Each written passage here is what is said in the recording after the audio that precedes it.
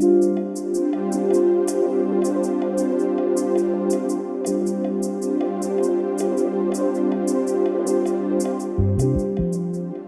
is life. Whether you get excited by the idea of writing or not so much, you really can't get through life without it. At least, not well. I'm gonna show you how non-fiction writing sneaks into your everyday routine and how to get really good at it.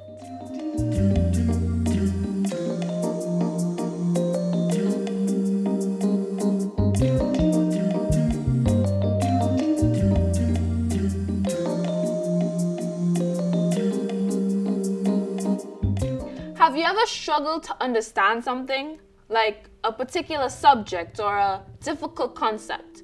Enter expository nonfiction. Think of it as an explainer of sorts, meant to inform readers about a topic. Its goal is to break down complex issues into smaller digestible bits, so you finally have that aha moment. Though not even some of the best expository writing has been able to explain ye. Expository writing teaches you something you didn't know or understand before. It therefore needs to answer some fundamental questions: who, what, when, where, why, and how. Incidentally, these questions are also known as the 5 W's and 1 H of journalism, one of the most common forms of expository writing. Answering these questions helps provide much needed context around issues that may be difficult to get. Being students though, textbooks are probably your thing. Expository nonfiction comes into play big time in texts and historical writing. Lennox Honeychurch is a Dominican historian whose textbooks are widely used in the regional secondary school curriculum. University professor Bridget Burton actually combines history and journalism in her book, History Matters, a compilation of some of her most impactful newspaper columns. In it, she examines national and regional issues through the lens of history by considering how the past can explain the present and inform the future. Like in this piece about renaming the nation's highest honor from the Trinity Cross to the Order of Trinidad and Tobago. The name of the award and the shape of the medal were seen as discriminating against the very large body of citizens who were not Christians. Some people argued that if we were going to get rid of the Trinity Cross, then logically, we should also get rid of the name of Trinidad, named by Columbus. Trinidad's indigenous name was Kairi, simply meaning the island. But not just any island. For the Arawakan and Warao people of the adjacent mainland, Trinidad was the island. The first island they encountered as they moved out from the Orinoco Delta region into the Caribbean, the island which had a mythical importance for them, their sacred island. A really cool use of expository nonfiction is writing that deals with actual historical events, but frames it as a narrative, which makes it more compelling, more story-like. Jamaican author Olive Sr. does this in her book, Dying to Better Themselves, which tells the story of how Caribbean people were instrumental in building the Panama Canal. She establishes the stakes and builds the excitement from the very first page. At exactly 2 p.m. on 10th October 1913, the President of the United States pushed a button in Washington to send a telegraphic signal that triggered a massive explosion in another country 2 minutes later and some 1,850 miles away. It was not a signal to start a war, but to signify the near ending of one. A battle of man versus nature that had been raging for 4 centuries across the strip of land now known as the Isthmus of Panama.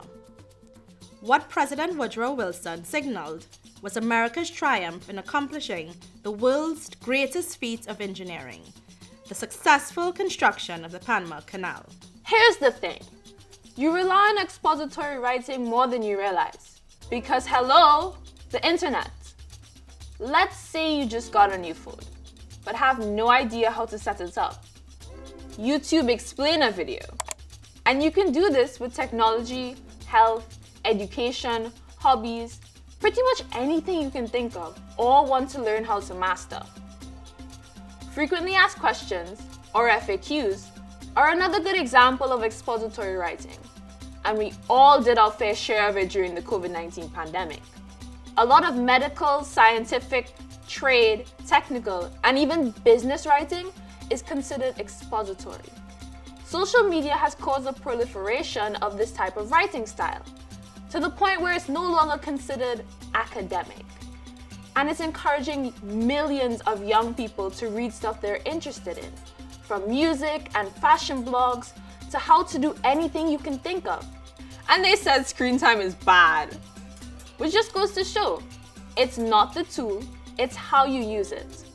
But don't take my word for it. So the thing about social media content creation is that there's a lot of writing aspects that people don't usually recognize because the focus tends to be on the transitions, the camera, the lighting, the angles, the visual.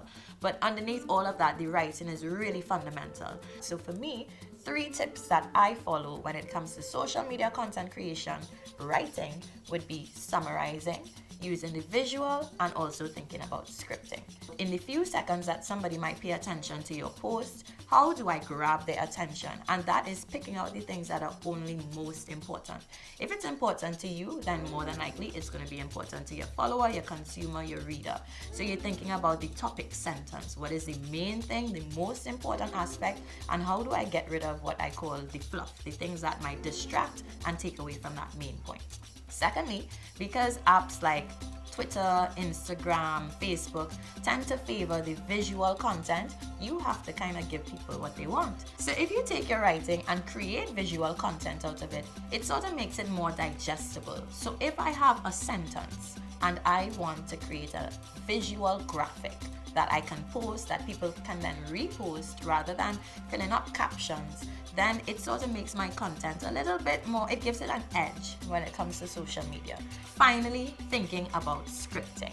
So you might see a video, whether it's a tutorial, a how-to video, or just a normal selfie camera shot, and think that the person may have set up their camera and started talking immediately. But there's an element of scripting that underlies that, that's really important, so that you don't waste words or waste seconds, because time is money on social media, right? So thinking about how I create a script that will engage my audience within the first few moments of my video is something that's really important for me as well. How do I break it down, make it digestible, and ensure that the words that I use are most impactful for social media? It's your turn. Write an expository piece on a subject you know a lot about. It could be a blog entry or a social media post, or even a video explainer. Don't forget to cover the 5 W's and do your best to teach people something new in a fresh and engaging way. Go for it.